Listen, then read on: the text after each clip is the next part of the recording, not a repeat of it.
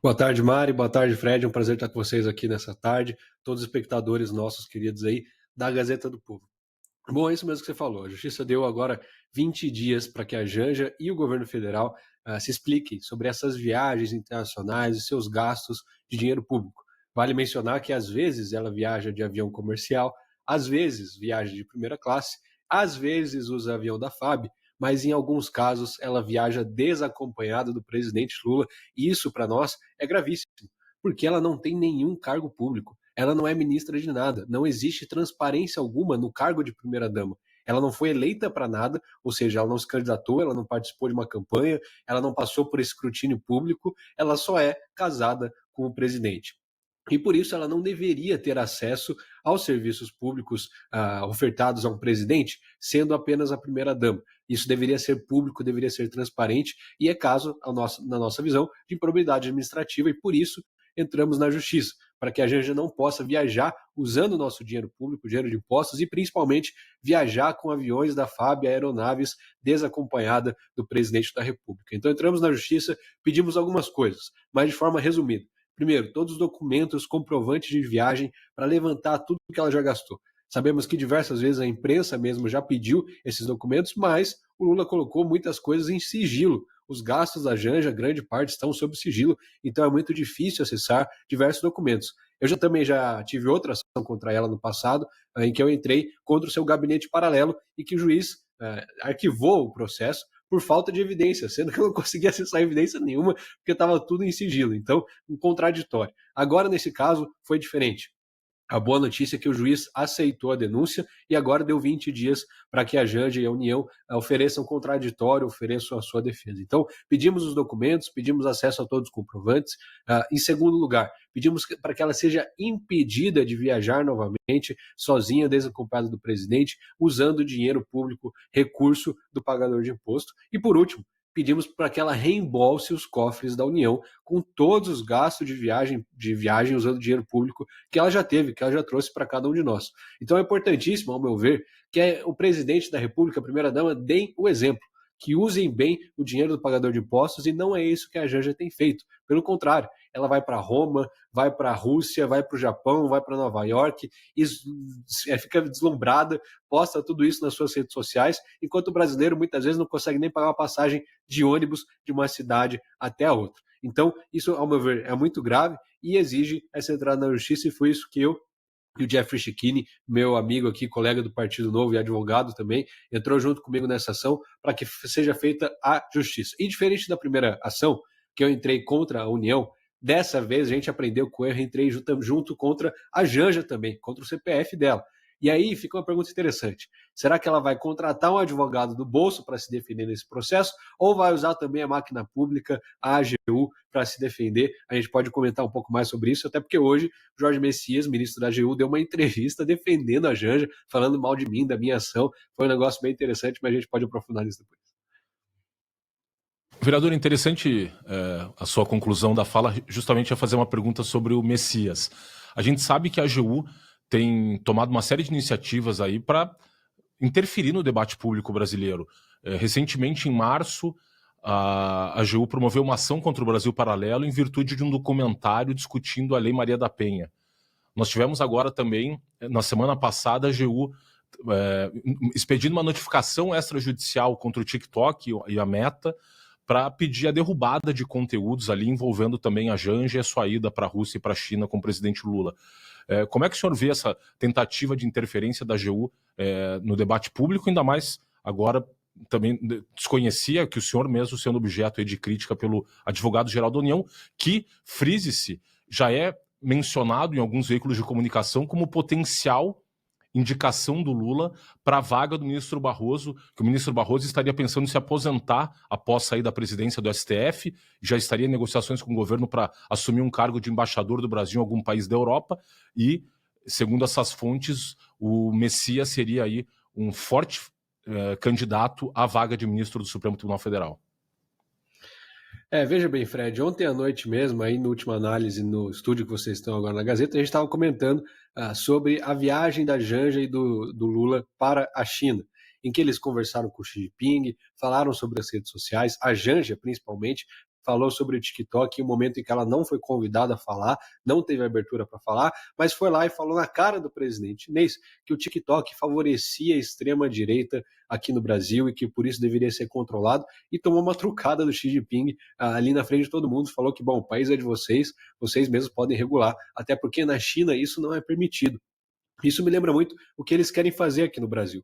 Na China existe o grande firewall da China, uma similaridade ali com a grande muralha da China. Esse grande firewall chinês proíbe diversas redes sociais de operarem no país. TikTok, X, Instagram, Meta, WhatsApp, Facebook, Google, tudo isso é proibido de operar no país há muitos anos. E o discurso do governo chinês é o mesmo discurso do governo Lula aqui e da AGU aqui, de que é necessário fazer regulamentação das redes sociais para proteger as crianças, para impedir discurso de ódio nas redes sociais, para proteger a democracia, uma democracia viva e pulsante que é a brasileira. Então, o que me parece é que eles, de fato, querem implementar o modelo chinês aqui no Brasil. E aí a AGU tem um papel essencial, que é o papel não só de defender a União, como, né, é a Advocacia Geral da União, mas tem o papel agora, o novo papel de defender o regime lulopetista. A AGU tem sido acionada e tem sido utilizada não só como o seu papel natural de Advocacia Geral da União, mas como advogado do PT, me parece. A própria AGU saiu em defesa da Janja no último processo que nós fizemos contra o seu gabinete paralelo, me acusando de querer ganhar mídia em cima dela e diversas outras coisas. Foi completamente vergonhoso ver um órgão da União, um órgão do governo, sendo usado para definir uma primeira-dama que nem sequer cargo tem. E aí eles vão lá e usam esse mesmo discurso, essa mesma narrativa para querer controlar e censurar as redes sociais, que nós já sabemos que é regulada pelo Marco Civil da Internet e pelas outras leis, claro, leis comuns, leis penais, que se aplicam também às redes sociais no ambiente digital, mas parece que eles preferem ignorar isso e passar o seu próprio projeto. E agora, hoje fui surpreendido com uma fala do ministro Messias, da AGU, falando justamente sobre essa nova ação da Janja e essa nova ação da primeira instância na vara do Distrito Federal. Por que a gente entrou com uma ação popular? Porque a ação popular vai para a primeira instância da justiça, onde ainda há resquícios de uma boa justiça, que não há aparelhamentos políticos, não há cargos indicados por presidentes, como é o Supremo Tribunal Federal, e muitas das vezes, quando a gente entra com uma ação popular, o que o público diz é, poxa, parabéns pela atitude, mas pena que não vai dar em nada, porque vai chegar no STF, eles vão anular tudo. Bom, que chegue, deixa chegar no STF, a nossa parte a gente está fazendo aqui. Então, entrei com essa ação na justiça, o juiz acatou o pedido, deu aqueles 20 dias para eles se explicarem. Ele indeferiu alguns pedidos, porque nós pedimos tutela de urgência para que a Janja fosse imediatamente impedida de viajar. Ele indeferiu esse pedido falando, olha, eu preciso, para tomar essa decisão, eu preciso de mais documentos. Eu não consigo embasar essa decisão urgente agora com base nos que vocês me apresentaram. Como, mais uma vez, eu repito aqui, muitas das evidências, os comprovantes da Janja estão em sigilo. Então, para embasar qualquer futura decisão, o juiz pediu mais informações à União e à Janja. E é isso que esse prazo de 20 dias agora está valendo. Mas aí vem o Jorge Messias, ministro da AGU, dá uma entrevista lá no canal do governo e fala que essa ação ela tem o propósito de manchetar, de eu ganhar destaque nas mídias, como se não fosse uma preocupação verdadeira do povo brasileiro as viagens internacionais da Janja pagas com dinheiro público. Pergunto para qualquer pessoa na rua se essa pessoa acha que é certo a primeira-dama viajar com o dinheiro do povo para Roma, para Paris, para Nova York. Muito provavelmente todo mundo vai falar que não, que é errado, que não concorda que dinheiro público, que dinheiro de imposto seja destinado para isso. Mas o ministro, o Messias, foi lá e falou que não, que existe total transparência, que existe total, que ele segue todas as normas, todas as regras públicas, que a legislação é completamente seguida e eu fiz essa ação só para manchetar, falou o vereador lá do Paraná, queria só ganhar mídia, só ganhar destaque. Então, a pergunta que eu faço ao ministro é, ministro, se de fato existe já total transparência nessas viagens do Lula, nessas viagens da Janja, por que o juiz deu 20 dias para que a União e a Janja ofereçam os documentos dessas viagens? Me parece um pouco contraditório. Se fosse de fato verdade essa narrativa que o ministro coloca da AGU, ora, não seria necessário pedir qualquer documento, tudo seria completamente acessível, poderia qualquer um ter acesso à informação, mas não é isso que acontece. E a outra pergunta que eu faço é, o ministro já saiu em defesa agora, em entrevista publicamente, já saiu em defesa da Janja. Será agora que a AGU também vai advogar para a Janja em um processo e que inclui o CPF dela? e não qualquer cargo, e não qualquer outra pessoa na União que tenha cargo público, é o CPF da Janja. Será, Messias, que você vai sair em defesa da Janja também, como AGU, oficialmente, não só publicamente nas entrevistas, mas também nos autos? Fica aí a questão, estou ansioso para receber essa resposta da Janja e da União à Justiça, esse pedido da Justiça Federal, mas na minha opinião, ainda tem muita água para passar debaixo dessa ponte, tem muito pano para manga, vai ser interessante de ver a defesa que eles vão colocar a essa acusação. Tem também uma questão ainda envolvendo Janja, né, que pelo menos a mim me deixa bem preocupada, porque a gente vê muitas tentativas do governo atual, da base do governo também no Congresso, de trazer a questão da censura novamente, né? Então ela levantou lá a questão de que, nossa, a extrema-direita está utilizando muito as redes sociais, etc. E pedindo, de certa forma, a ajuda da China nisso, e a gente sabe muito bem como a China lida, né? Como a falta de liberdade de expressão no país, liberdade de acesso às redes sociais. O senhor vê com preocupação também esse assunto? A gente sabe que lá desde 2023 vem com mais força, teve PL da censura, depois teve PL da inteligência artificial, repaginando o PL da censura, e cada vez que é possível, eles trazem novamente ainda mais preocupados aí com as eleições de 2026, né? Então, como é que o senhor vê também esse movimento e cada vez mais escancarado de tentativa de trazer novamente a pauta da censura?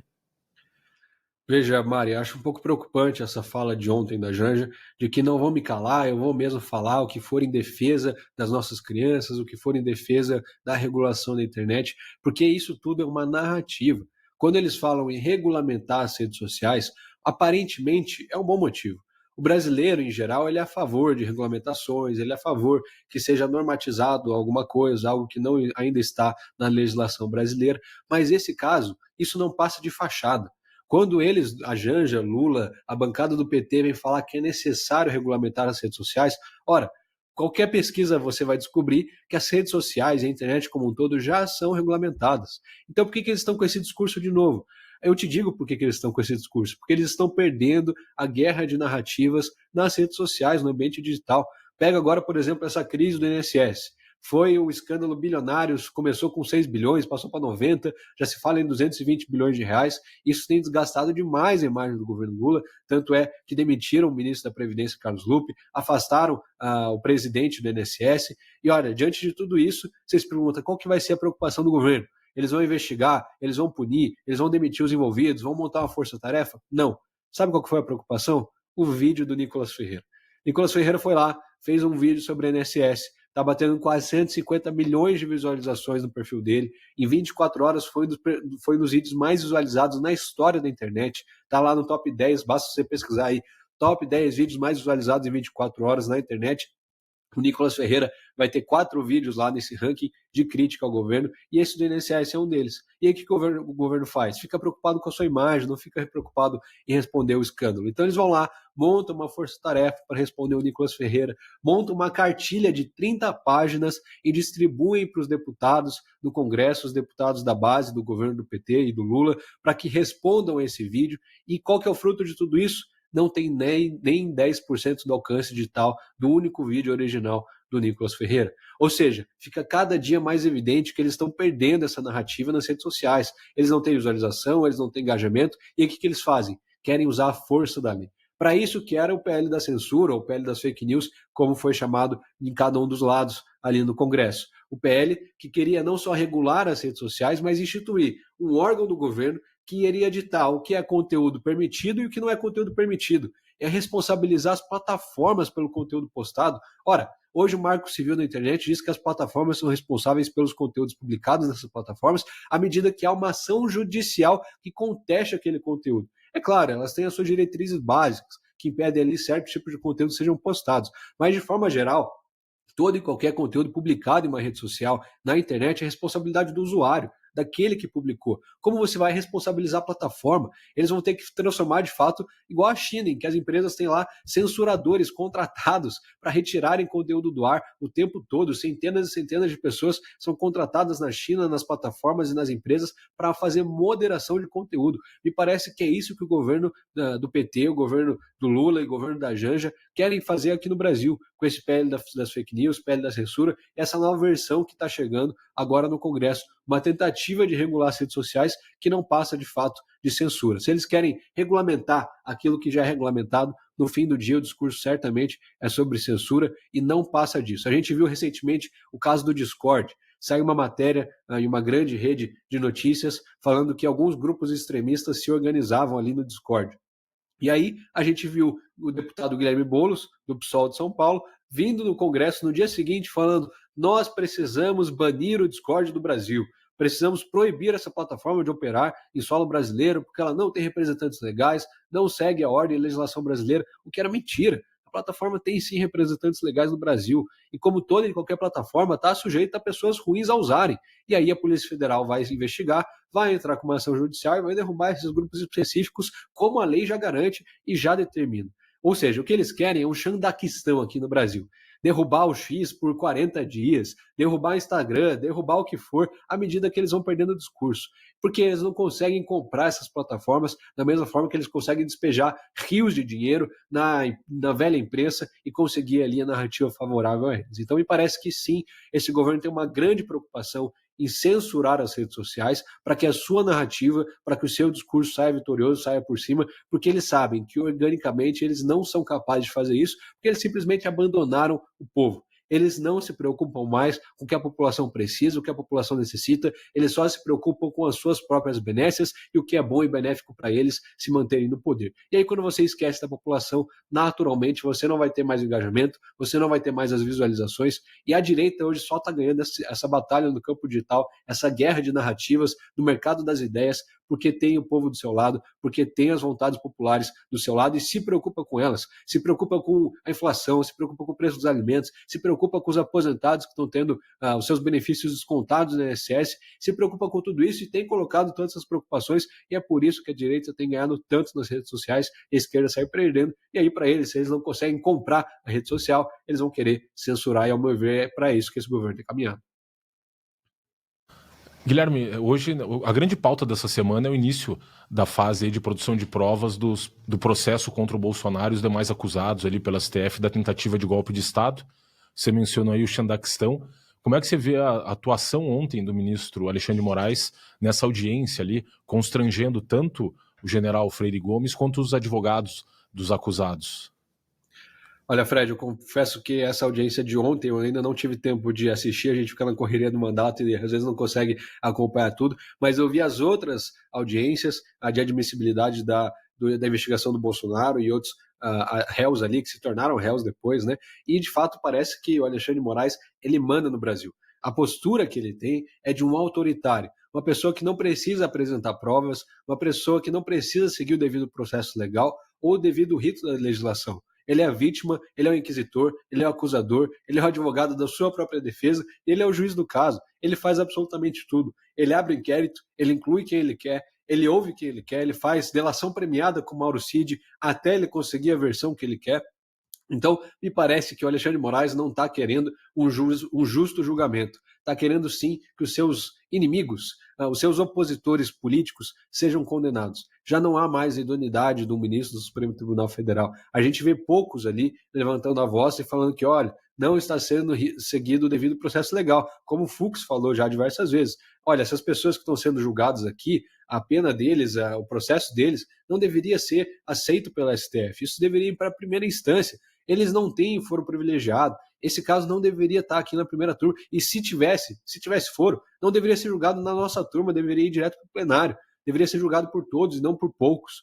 Ou seja, há diversos problemas nessa questão. A Polícia Federal fornece um relatório com pouquíssimo embasamento. Hoje assisti o discurso de defesa do advogado Jeffrey Chechini, que arrebentou lá com a sua defesa, apresentando a sua defesa, mostrando todas as incongruências da acusação, completamente frágil a acusação, sem provas, sem evidências, muito frágil. Aquele delegado Shor, que o Eduardo Bolsonaro denunciou várias vezes, Marcelo Varrato denunciou várias vezes, e por isso também se tornaram investigados pela Polícia Federal, pelo Supremo Tribunal Federal. Me parece que esse cara, de fato, tem alguma ligação com o Alexandre de Moraes, é o que as evidências têm mostrado, e eu acho uma relação, no mínimo, muito estranha.